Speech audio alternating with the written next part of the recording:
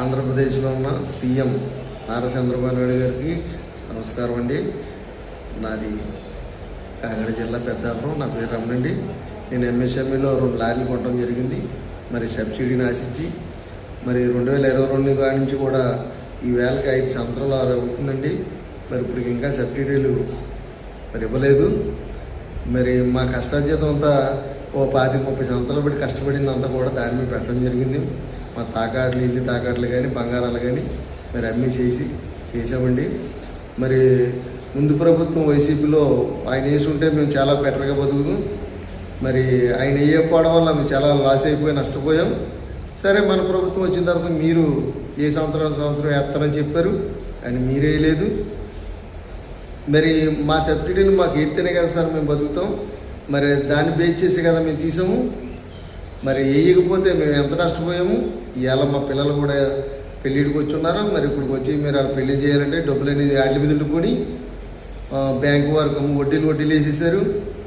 ఇన్ని సంవత్సరాలు అంటే మరి మేము ఎక్కడ చేయగలుగుతాం. ఒక ఎస్సీలు ఎస్టీలు అంటే వాళ్ళ స్తోమత ఎంత. ఒక బ్యాంకు దగ్గరికి వెళ్ళి లారీలు కొంటామంటే మరి వీళ్ళు ఎవరి స్తోమత కొద్ది వాళ్ళు ఓ టాటా అవని, బొలోరాలు అవని, జేసీపీ అవని, ఓ బస్సులు అవని, లారీలు అవని, టిప్పర్లు అవని ఎవరి స్తోమత కొద్ది తీసుకున్నారు. ఆ సబ్సిడీ వస్తుందని ఆశించే కదండి చేశారు.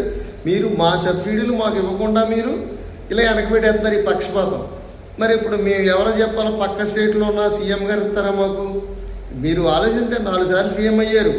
మీరు 5 సంవత్సరాలు పరిపాలించి వైసీపీ ప్రభుత్వం స్టేట్ అంతా 30 సంవత్సరాలు వెనకపోయిందన్నారు. మీరు డబ్బులు ఇవ్వకుండా 5 సంవత్సరాలు పెట్టి నుంచి మాకు ఇలాగా వేయకుండా ఉంటే మేము ఎంత నష్టపోయి జీవితకాలం పోయాము. మా జీవితం ఏమైనా ఇంకోసారి ఉంటుందా? ఉండదు కదా సార్. మేము ఎవరిని అడగాల? మీకు తెలీదా? మా డబ్బులు వేయాలని మా నిధులన్నీ ఏమైపోయినాయి? ఎన్నిసార్లు తిరుగుతున్నారు? అది మీ బాధ్యతలంతా ఏపీఎస్కి వచ్చాము, అక్కడ నాయకులను కలిసాము, అధికారులను కలిసాము. ఇంక ఎలాగ సార్? మీకు తెలుసు కదా డబ్బులు ఇవ్వాలన్న సంగతే.